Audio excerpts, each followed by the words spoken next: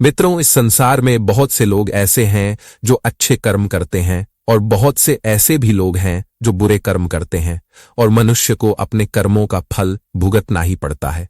मित्रों, मनुष्य का जीवन अनगिनत रहस्यों से भरा होता है। इन्हीं रहस्यों में से एक है पुनर्जन्म। मनुष्य का जीवन पूर्व जन्म कर्मों के सिद्धांत से जुड़ा है। आज हम जानने वाले हैं कि क्या मनुष्य को पूर्व जन्म का कर्ज भी चुकाना पड़ता है। मित्रों, आज की कहानी बहुत ही रोचक है। इस कहानी को पूरा जरूर सुने। मित्रों, एक बार माता पार्वती भगवान शिव जी से पूछती हैं, हे प्रभु, मैं जानना चाहती हूं कि क्या पृथ्वी लोक पर मनुष्यों को पूर्व जन्म का कर्ज भी चुकाना पड़ता है और मृत्यु के बाद मनुष्य की आत्मा अपने साथ वह कौन कौन सी चीजें हैं जो साथ लेकर जाती है, तथा उन सभी का प्रभाव मनुष्य के मृत्यु के बाद किस तरह से रहता है। मित्रों, तब भगवान शिव जी कहते हैं, हे देवी, आज आपने समस्त मानव जाति के कल्याण के लिए अत्यंत महत्वपूर्ण प्रश्न किए हैं। हे देवी, यह सत्य है कि इंसान को अपने पूर्व जन्म का कर्ज चुकाना ही पड़ता है और मृत्यु के बाद भी कुछ ऐसी चीजें हैं जो आत्मा के साथ में ही रहती है और उनका प्रभाव मनुष्य के दूसरे जन्म पर भी पड़ता है। तब माता पार्वती पूछती है, हे प्रभु, कैसा कर्ज होता है जो अगले जन्म में भी चुकाना पड़ता है। फिर भगवान शिव जी कहते हैं, हे देवी, आज मैं आपको एक कथा सुनाता हूं। आप इस कथा को ध्यान से पूरा सुनेगी तो आपको आपके सभी प्रश्नों के उत्तर अवश्य ही मिल जाएंगे कि पूर्व जन्म का कर्ज क्यों चुकाना पड़ता है। मित्रों, इस कथा को जो भी ध्यान से सुनता है उसके सभी दुख दूर हो जाते हैं।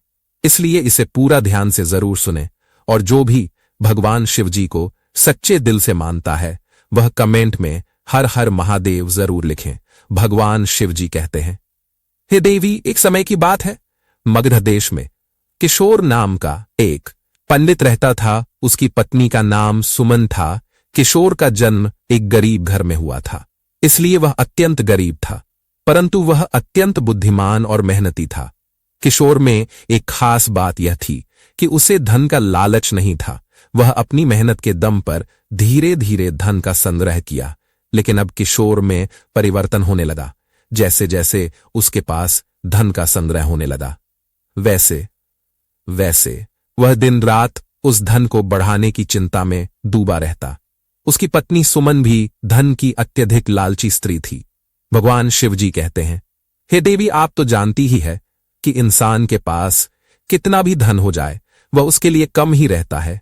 उसके अंदर धन की इच्छा बढ़ती ही जाती है। किशोर अब ऐसा सोचता था कि वह कुछ ऐसा करे कि जिससे कुछ ही दिनों में धन की हजारों गुना बढ़ोतरी हो जाए। भगवान शिव जी कहते हैं, हे देवी, पहले किशोर धन को चंचल और हाथ का मैल समझता था और कहता था, धन का क्या है, वह तो हमेशा आता जाता रहता है। लेकिन तब वह बेवकूफ था। अब उसकी आंखें खुल गई थी और वह धन का अत्यधिक संग्रह करने लगा।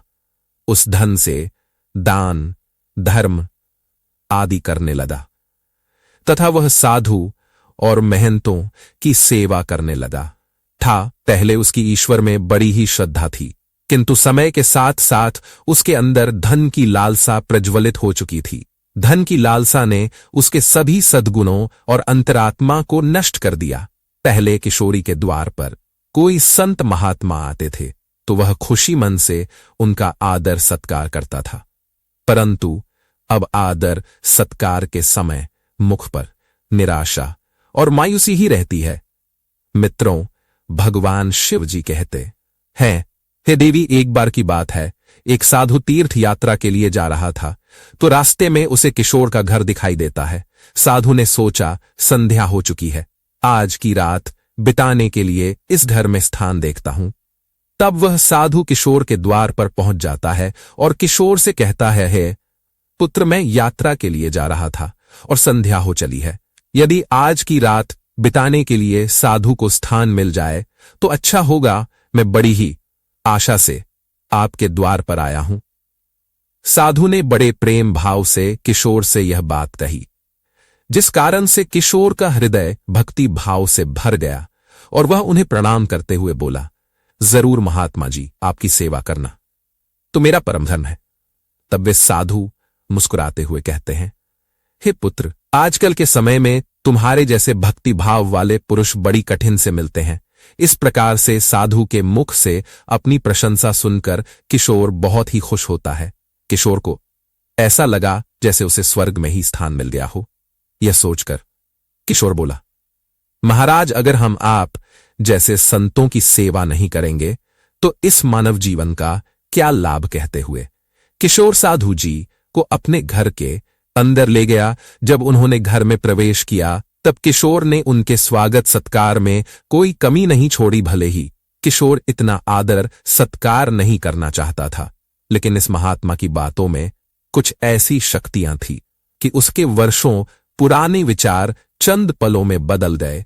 जैसे सूखी धरती पर एक दिन की बारिश से हरियाली छा जाती है। इस भक्ति भाव से महात्मा का दिल खुश हो गया। किशोर और साधु के बीच ज्ञान और भक्ति की बातें चलती रही। अंत में किशोर ने पूछा कि महात्मा, आप साधु कैसे बने? साधु ने हंसकर उत्तर दिया, पुत्र, बुढ़ापा आ गया है, अब क्या मैं हमेशा गृहस्थी में ही फंसा रहूंगा? कुछ हरि भजन भी तो करना चाहिए। भगवान की कृपा से मैंने बहुत धन कमाया है। मेरे 4 पुत्र हैं और एक कन्या भी है। अब सारी धन दौलत उन्हें बांट दी है और अब तीर्थ यात्रा को जा रहा हूं। फिर कुछ समय के पश्चात डर ने साधु से पूछा, तो आपने अपना सब कुछ बच्चों को दे दिया या अपने पास भी कुछ रखा है? तभी साधु ने उत्तर दिया, बेटा, मेरे हाथ में जो यह लाठी देखते हो, यह अंदर से खोखली है। इसमें मैंने 500 स्वर्ण की मुद्राएं डाल रखी हैं।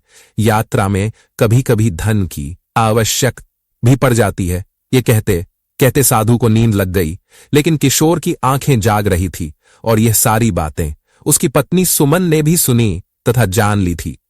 अब रात्रि का पहला पहर बीत गया था।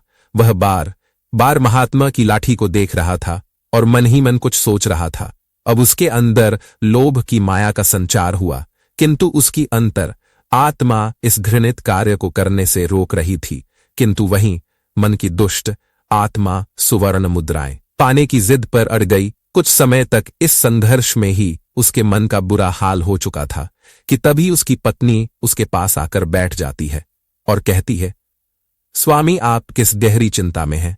क्या आप भी वही कुटिल मंशा सोच रहे हैं जो मैं सोच रही हूं? इस महात्मा ने तो अपनी खूब सेवा करवा ली है, अब इन्हें कुछ तो हर्जाना भरना पड़ेगा। तब किशोर कहता है, सुमन, मेरे मन में बड़ी ही दुविधा हो रही है। हमारा कर्तव्य है कि अतिथि की सेवा करें, किंतु अगर हम इनके धन को चुराते हैं तो पाप होगा। शायद हमें ऐसा नहीं करना चाहिए। तब उसकी पत्नी कहती है, अजी, आप कैसे फिजूल की बातें कर रहे हो? इस महात्मा की उम्र ढल चुकी है और क्या पता कब यह मृत्यु को प्राप्त हो जाए। वैसे भी अब यह अनाथ है और अपना अंतिम समय बिताने हेतु तीर्थ यात्रा पर जा रहे हैं। आप अपने मन को मत रोको और इन स्वर्ण मुद्राओं को ले लो। मुझे लगता है ईश्वर भी यही चाहते हैं। इसी कारण से यह महात्मा हमारे यहां पधारे हैं और जो बात सबसे गुप्त रखनी चाहिए उसे ही आपको बता दी है। तब किशोर अपनी पत्नी से कहता है, ठीक है मित्रों, भगवान शिव जी कहते हैं, हे देवी, अंततः लोभ ने धर्म को हरा दिया। किशोर और सुमन ने लाठी से स्वर्ण मुद्राएं निकाल ली और उसकी जगह लोहे की मुद्राएं डाल दी। अगले दिन प्रातः सुबह महात्मा ने किशोर और उसकी पत्नी की विनम्रता पूर्वक आज्ञा लेकर अपनी अगली यात्रा के लिए तैयार हो गए। किंतु अभी भी किशोर का दिल धड़क रहा था।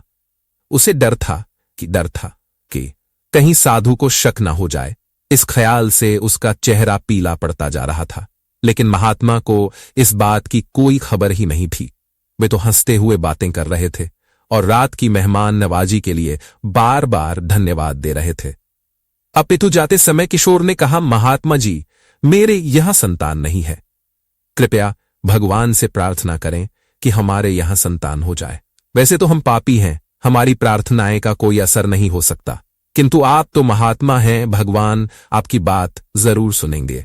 तभी मंद मुस्कान के साथ महात्मा ने उत्तर दिया, सुनेंगे या नहीं ये तो वही जाने, लेकिन मैं तुम्हें आशीर्वाद देता हूं कि भगवान तुम्हें संतान दे। इतना कहकर वे महात्मा वहां से चले गए। मित्रों, भगवान शिव जी कहते हैं, हे देवी, अब जैसे किशोर के सिर से एक बड़ा बोझ हट गया था, उसे ऐसा लगा जैसे महात्मा के जाने के साथ ही उसके दिल से एक पत्थर हट गया हो। किंतु वे दोनों पति पत्नी इस चोरी के फल से नहीं बच सकते थे। ये बात किशोर का मन और मस्तिष्क भी अनुभव कर रहे थे, परंतु वह इस चोरी के प्रकट होने से वे बहुत डरते थे। चोरी का प्रकट होना प्रत्यक्ष था, हे देवी, किंतु उसका फल भविष्य के किसी पर्दे में चुपचाप छिपकर सही अवसर की प्रतीक्षा में था। हे देवी, मनुष्य वर्तमान समय के सामने भविष्य की परवाह नहीं करता है। वहीं दूसरी ओर जब वे महात्मा तीर्थ यात्रा में पहुंचे तो उनका हृदय अत्यंत प्रसन्न हो गया। यहां साधु संतों को देखकर ऐसी प्रसन्नता हुई मानो उन्हें सभी देवताओं के साक्षात दर्शन हो गए हो। उनका मन ईश्वर भक्ति में लीन हो गया। फिर अगले दिन उन्होंने उस मंदिर के मुख्य रसोइये को बुलाकर कहा, महाराज, मैं यहां दर्शन हेतु आने वाले सभी यात्रियों के लिए अन्न दान करना चाहता हूं, और अब यही एक मेरी इच्छा बाकी है। कृपया आप हमें बताएं कि सभी लोगों के भोजन तथा निवास और वस्त्र दान के लिए कितना खर्च हो सकता है। तभी उस व्यक्ति ने कुछ हिसाब करते हुए बताया कि महाराज, अन्नदान, निवास और वस्त्र दान और अन्य सभी प्रकार के कार्यों के लिए कुल 300 सुवर्ण मुद्राएं लग सकती हैं, तथा कुछ इससे अधिक भी लग सकती है। क्या आपके पास इतना ज्यादा और पर्याप्त धन है? साधु जी कहते हैं, ठीक है, मैं इसका प्रबंध करता हूं। आप बस कल के सभी कार्यक्रमों का आयोजन करो। यह कहकर वे गंगा स्नान के लिए चले गए। फिर अगले दिन उनके कहे अनुसार उस रसोइये ने पूरा आयोजन किया। तीर्थ यात्रा के परिसर में बड़ी ही धूमधाम और खुशी के साथ अन्नदान, वस्त्रदान, भजन आदि कार्यों को संपन्न किया।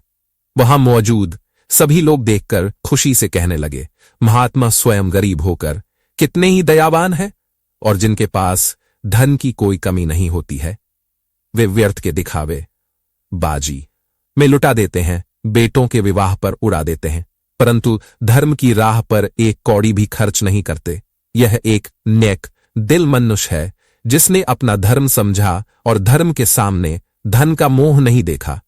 तब अपनी प्रशंसा सुनकर महात्मा के खुशी का कोई ठिकाना न रहा। उनका हृदय आनंद से प्रसन्न हो रहा था। किंतु हे देवी, वहीं दूसरी ओर उसका भाग्य रो रहा था। जब संध्या हुई, महात्मा ने एकांत में लाठी को खोलकर देखा तो लाठी के अंदर लोहे के सिक्के को देखकर उसका हृदय कांप गया। उसे ऐसा प्रतीत हुआ मानो वह कोई भयानक स्वप्न देख रहा हो।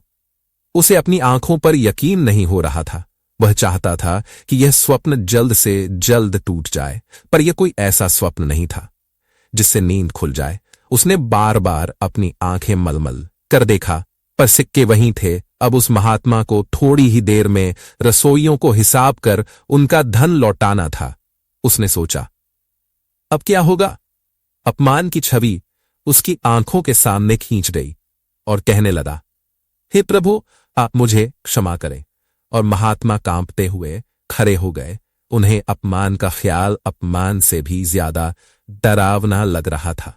अब उनमें इसे सहन करने की शक्ति नहीं थी। वे कुछ देर तक सोचते रहे, फिर वह आत्महत्या की कोशिश करने लगे कि तभी महात्मा की अंतरात्मा ने उपदेश दिया, दिमाग ने भी सलाह दी कि ये तुम क्या कर रहे हो? आत्महत्या सबसे बड़ा पाप कर्म है, ऐसा मत करो।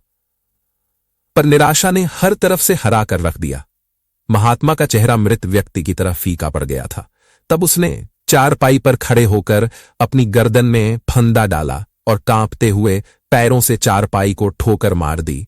वह महात्मा फांसी पर झूल गया और उसकी मौत हो गई। जहां सुबह बहुत सुखपूर्वक शांति थी, लेकिन किसे पता था कि शाम इतनी दुखद होगी। कुछ ही समय बाद यह घटना चारों ओर फैल गई। ये सब देखकर उस रसोइये ने ही महात्मा का अंतिम संस्कार किया और फिर से भगवान का नाम लेकर अपने काम में लग गया। मित्रों, भगवान शिव जी कहते हैं, हे देवी, वे महात्मा तो मर गए, लेकिन उनका आशीर्वाद अभी भी जीवित था। 1 साल के भीतर ही चोर ब्राह्मण किशोर के घर में एक पुत्र का जन्म हुआ। इस अवसर पर किशोर ऐसे प्रसन्न थे मानो सारे संसार का धन उसे मिल गया हो। अब तो अंधेरे घर में प्रकाश छा गया था। उनके पैर धरती पर ना पड़ते थे। उसने बालक का नामकरण संस्कार बड़ी ही धूमधाम से किया। इस उत्सव के अवसर पर एक नगर भोज दिया गया।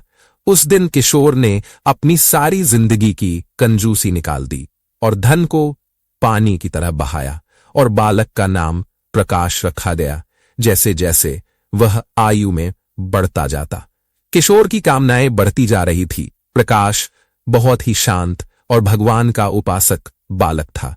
उसकी तीव्र बुद्धि देखकर आश्चर्य होता था। लोग कहते थे कि यह कुल का नाम बढ़ाएगा। किशोर यह सुनकर फूले न समाते उसकी शरारतों को और चंचलता को देखकर। उनका प्यार और भी था। इसी प्रकार 7 वर्ष बीत गए। प्रकाश शिक्षा ग्रहण करने हेतु आश्रम में गया।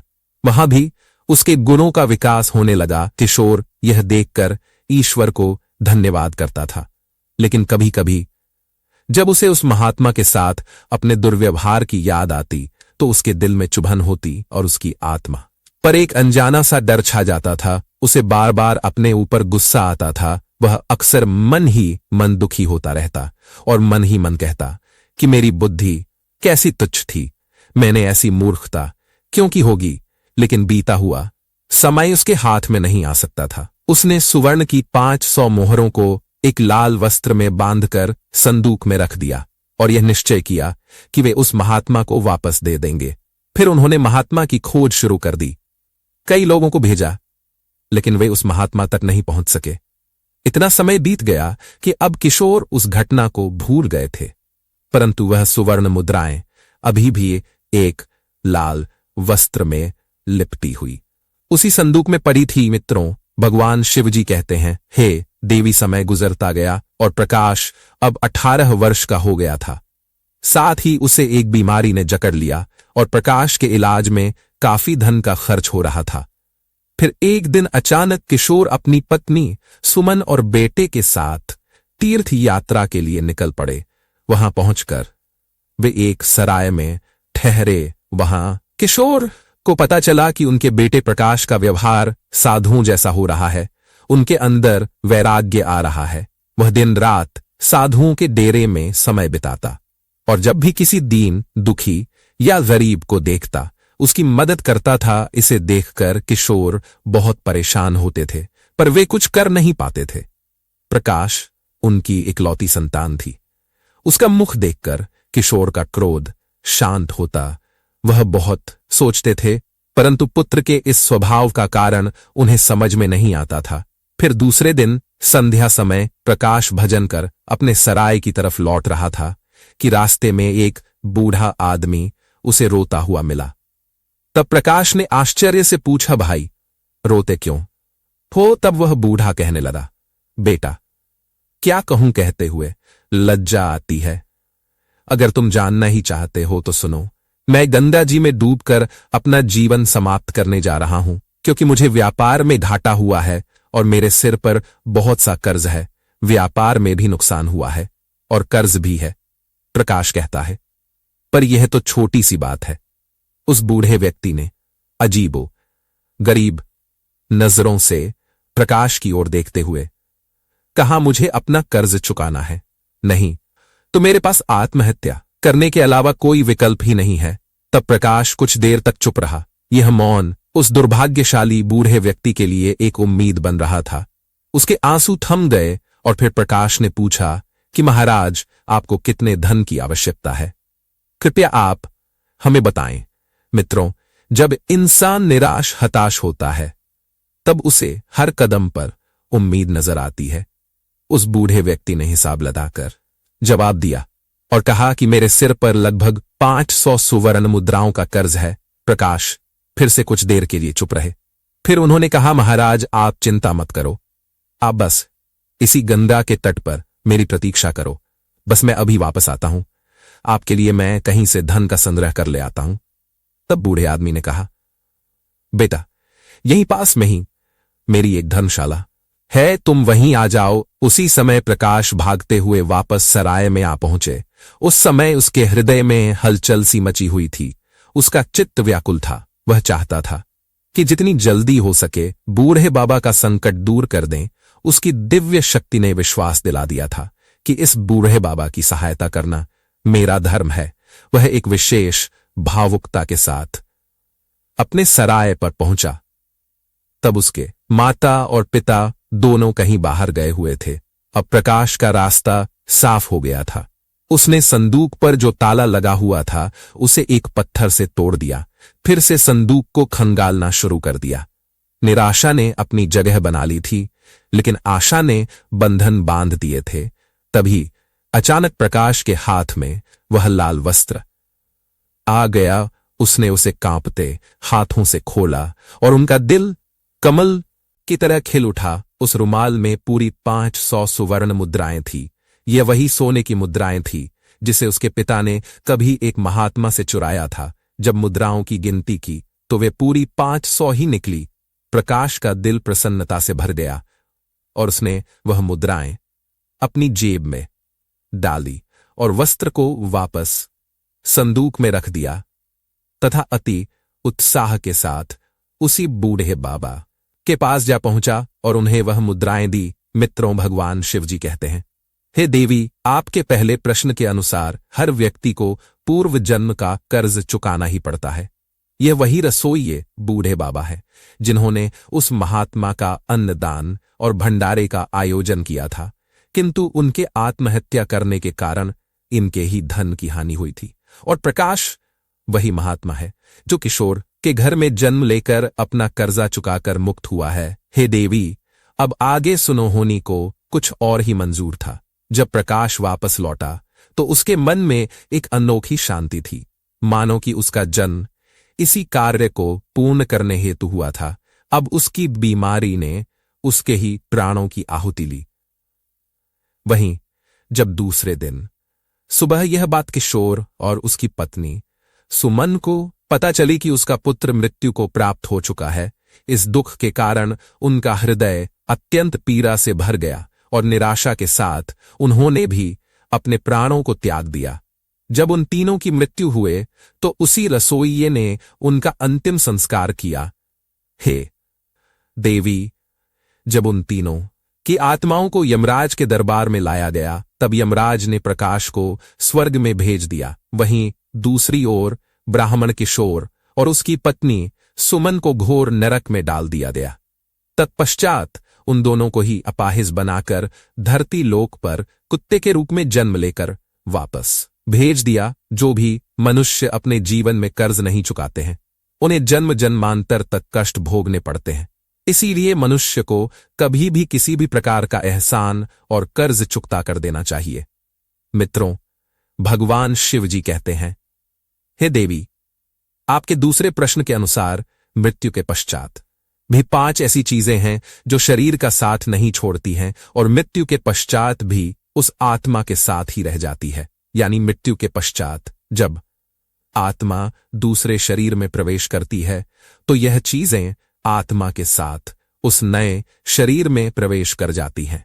कामना वह पहली चीज है जो मनुष्य की मृत्यु के साथ ही रहती है और अगले जन्म में भी उसके साथ रह जाती है। दूसरी है कर्म। मनुष्य इस जीवन में पुण्य कर्म और अच्छे कर्म करता है तो अगले जन्म में भी उस मनुष्य को सुख, शांति और समृद्धि की प्राप्ति होती है। वहीं अगर वह मनुष्य बुरे कर्म या कुकर्म करता है तो अगले जन्म में उस मनुष्य को नरक रूपी जीवन व्यतीत करना पड़ता है, जिस कारण यह कहा जाता है कि कर्म की गति ऐसी होती है कि जो 7 जन्मों तक पीछा नहीं छोड़ती है।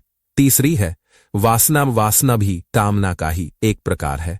वासना एक ऐसी चीज मानी जाती है जिसका कोई भी अंत नहीं है। मृत्यु की चौखट पर आए हुए लोग भी वासना से मुक्त नहीं हो पाते हैं। इस सांसारिक सुख की चाहत और काम की इच्छा वासना कहलाती है। मन, शांति और ज्ञान ही एकमात्र वस्तु है जो वासना से मुक्ति दिलवा सकती है। चौथी है स्मृति या ज्ञान। बुद्धिमान मनुष्य हमेशा ही बुद्धिमान और विवेकशील रहते हैं, जिस कारण से उन्हें जल्दी मुक्ति की प्राप्ति होती है। और 5वीं बात है कर्ज। एक ऐसी चीज है जो मनुष्य के मरने के बाद भी उसका पीछा नहीं छोड़ती है। अगर किसी से कर्ज लिया है तो उसे मरने से पहले जरूर चुका देना चाहिए। लिया गया कर्ज और दिया गया कर्ज जन्म जन्मांतर तक उस मनुष्य के साथ ही रहता है। अगर कोई मनुष्य कर्ज लेकर मरता है तो उसका कर्ज परलोक में वापस मांगा जाता है, साथ ही उसे अपने कर्ज की सजा भी दी जाती है। इतना ही नहीं, पुनर्जन्म में उस कर्ज के भरण के तौर पर उस मनुष्य के शरीर के किसी भी हिस्से को अपंग या अपाहिज बना दिया जाता है। अगले मिलने वाले जन्म में भी वह व्यक्ति सुख सुविधाओं से दूर रहता है और हमेशा अपने जीवन में असफल रह जाता है। तो मित्रों, मनुष्य को पूर्व जन्म का कर्ज चुकाना ही पड़ता है। मित्रों, यह कहानी यहीं समाप्त होती है। आपको यह कहानी कैसी लगी? अगर अच्छी लगी हो तो प्लीज हमारे चैनल को लाइक और सब्सक्राइब जरूर कर ले। आप सभी लोगों का सपोर्ट ही हमारे मनोबल को बढ़ाता है। धन्यवाद। जय हिंद, वंदे मातरम।